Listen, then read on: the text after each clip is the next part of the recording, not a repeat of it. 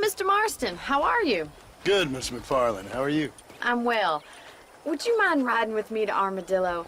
I've got to get some supplies and I could do with the company. Of course. You can take the reins. It wouldn't do for a terrifying bounty hunter such as yourself to be seen driven around by a woman. Take the reins, Mr. Marston.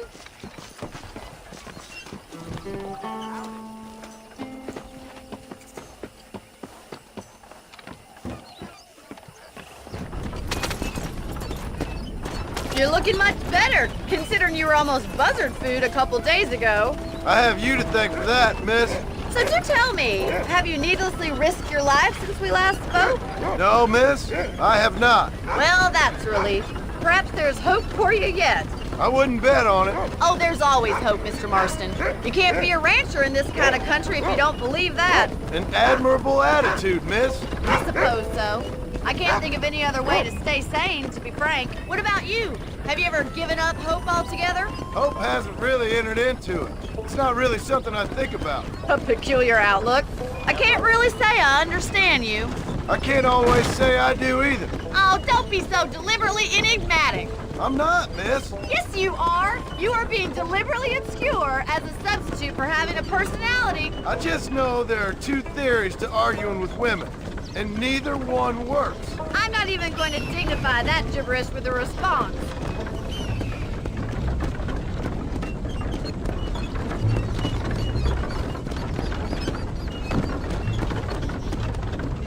I think it's kind of funny I found you dying on the side of the road and now you're driving me into town. You have a strange sense of humor. Well, you must admit, it's an unusual start to a friendship. I didn't realize we were friends, Miss McFarland. Oh, please. Now who's being funny? Listen, I know that business with Williamson is your business, but I don't know. You've been good to us, and I don't think you're a bad man. A little stupid, perhaps, but not rotten. I just worry about you gallivanting around these parts like you're some kind of deranged bounty hunter. Like Paul always says, don't go waking snakes. I appreciate your concern for us lesser mortals, Miss McFarland. I really do. And if there was any other way out, I'd take it. I can assure you of that.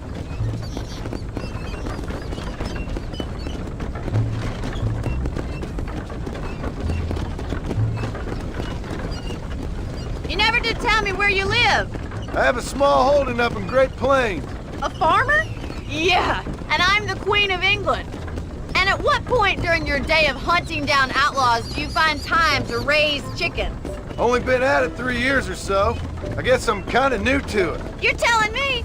So who's looking after this farm of yours right now? Uncle. Well, he's not my uncle, as far as I know. Just an old dog who's as lazy as a lizard on a hot day. The kind of fella laboring under the delusion that age brings wisdom. Sounds like the perfect person to leave in charge of your entire livelihood. We go way back, and I didn't have a lot of choice. I'd be getting back there if I was you. That's what I'm trying to do, miss.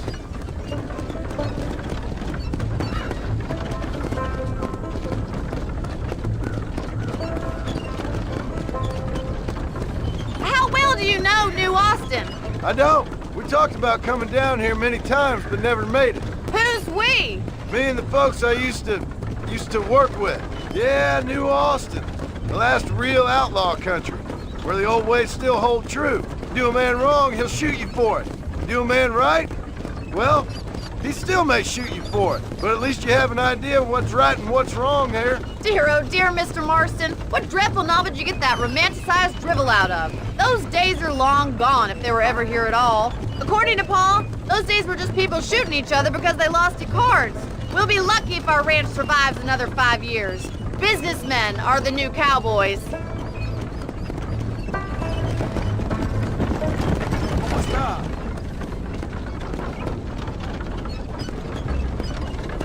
You look like a man who's been through the mill. Thank you. I mean, you've lived some life. I'm 27 years old and I have rarely left Hennigan's stead. Although many years ago we did briefly employ a French governess. Well, I think she was French. She said she was French, but she spoke Russian. That was when Paul thought I would become a lady. A change of pasture doesn't always make for a fatter calf. I know, and I wouldn't change my life for all the money in the world. I'm just saying, sometimes I wish I'd been, well, braver. been to more places, seen more things. If you ask me, it usually takes more strength to stay than to run, Miss McFarland.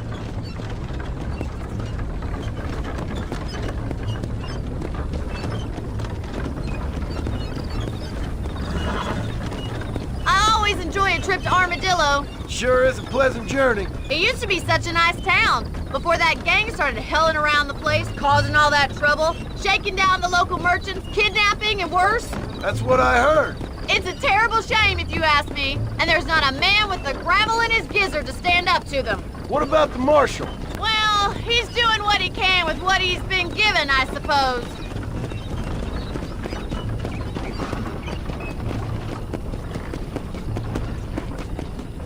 Pick up the pace a little. It's quite a drive to Armadillo.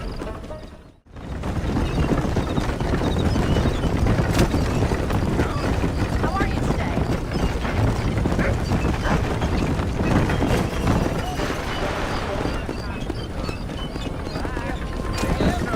How do you do, sir? So this is Armadillo. Manhattan it is not, but it does okay for us.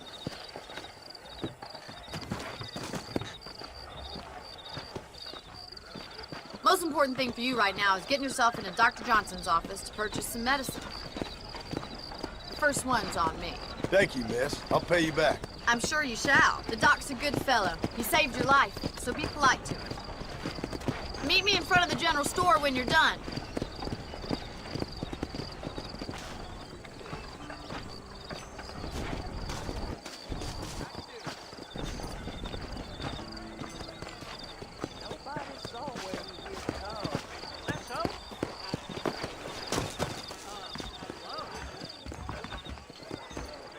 How can I help you? Howdy. You need something for that gout? Any trouble, let me know. Thank you.